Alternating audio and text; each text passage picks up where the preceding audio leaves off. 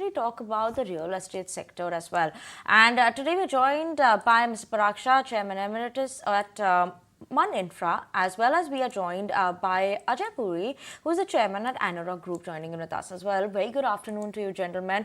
And we have a lot of news flow, right, surrounding the real estate space. One, in terms of obviously there are possibility of a ban in terms of construction that would be coming in Maharashtra by the BMC because of the air quality issues that are happening. Another one that we also have in terms of reports that have come in that maybe festive season has sparked a surge in the real estate registration. So yes, that's a positive news flow there. And Manan, I'm going to start with you, right? Let's start with some positive news then. And festive season, registrations, how are they shaping up for the real estate? Navratri has gone by as well. How is it that you are seeing in terms of the registrations for the company and the industry? Are we seeing a positive sign?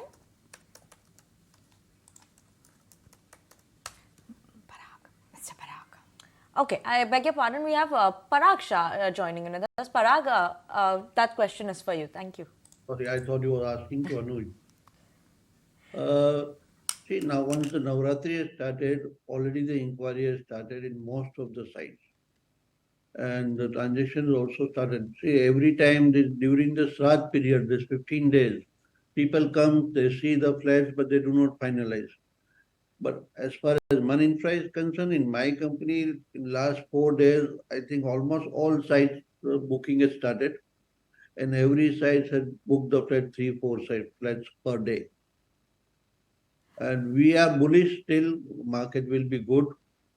And we don't see any problem in the real estate sector as far as, at least for next 2 years.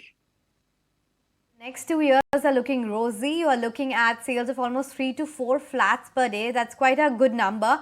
But Mr. Parag, if I can ask you then about the pricing as well, because last 1 to 2 years we had seen a sharp increase in the prices. Do you see it stabilizing now, or there is a chance that the prices could rise further? Most of the places, the prices will be stabilized. I don't think that the prices will go on every side, but it depends on the developer's credibility as well as the location of the site. Luxury products, yes, the prices are going still higher, but the mid-sector prices are stable, and I believe that will remain stable. Okay, Mr. Puri, I'll come to you, and obviously about those news flows that are trickling in terms of construction activities halting.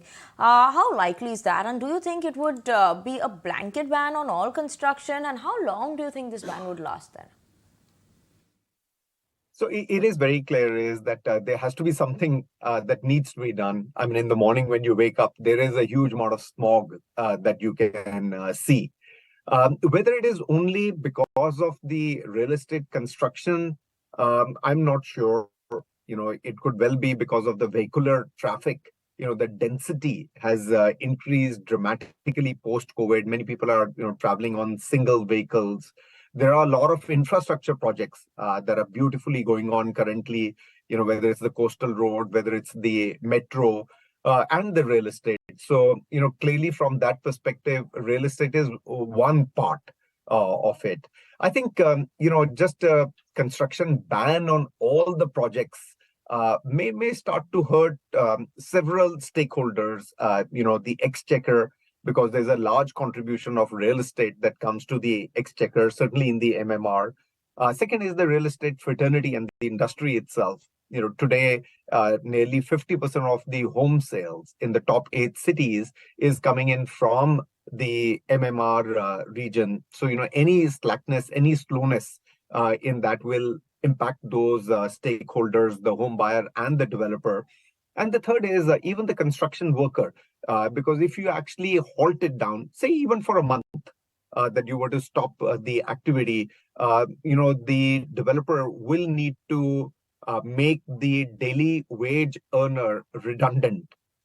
As a result of it, that daily wage earner will not be able to make any income. And by the time they restart the site, it takes another 2-3 months for it to be done. So I do feel is that this needs more careful consideration before a decision can be taken to do a blanket real estate construction ban. Having said that, there are other things that you can do is, you can really put like a box kind of a structure on construction site within the real estate. So to make sure that the dust that is coming out from the construction activity remains within the site and does not really spread out. Sure, Parag, actually come in on what, Anuj is also talking about.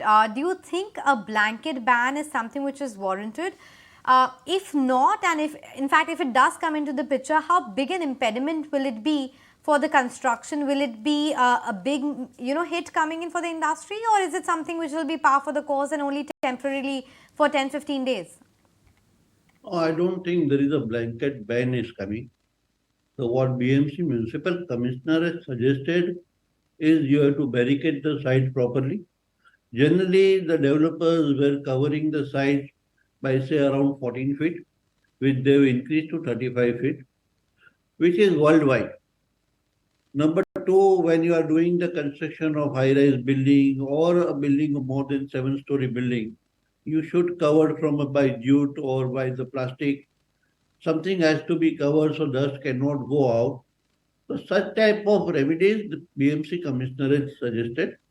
I'm going to speak to him today also because it cannot be applicable only to real estate sector. Rightly, Anuj said that there are so much infrastructure work is going on. And if we go and see any MMR regions project, there is no safety, there is no precaution for this pollution control. So the law should be same for both the industry. It should be same for the real estate sector also, and it should be same for the infrastructure project also. But yes, certain remedies are required also. If Mumbai is paying the highest price per square feet in India to stay, and if we are not getting a quality life, ultimately people will leave Mumbai. So this, whatever the precautions the commissioner has suggested, is always welcome, and most of the developers are welcome. It may take 10-15 days to grab this, but the people will start moving on that. And I think that's the right step what he has taken. And the air quality needs to be improved. At least in Mumbai, we are all suffering with that smog and smoke every day. But getting back to Mr. Puri, in terms of the demand, what's the outlook? Are you seeing some sort of second order impact on demand? Earlier when it had happened, let's say in NCR and other regions, what was the impact then? What's your expectation now? I dare say that there will be an impact on the demand. I think demand, is pretty independent at this moment in time of, some of the issues that may crop up with this, construction ban. Fundamentally, the demand is coming in from the end users, not from investors or speculators. And the end user really looks at it as a long-term horizon to be able to own the home. And hence, it doesn't look like either structurally that the demand is, anyway going to become weak. We are hoping that this festival season is even more stronger than the earlier festival seasons that we have seen is. And neither do we see any speculators, investors coming in. Usually when they come in, they are the ones who would have withdrawn on understanding that there is going to be, perhaps some kind of construction ban or some delays. That's when the investor speculator sort of walks out. But an end user really doesn't, because they have a much larger perspective and time horizon. Okay, thank you so much, Mr. Puri, for joining in with us, as well, Mr. Shah, for joining in with us. It's a pleasure having both of you on the show and understanding in terms of what we should be expecting from the real estate market, those air quality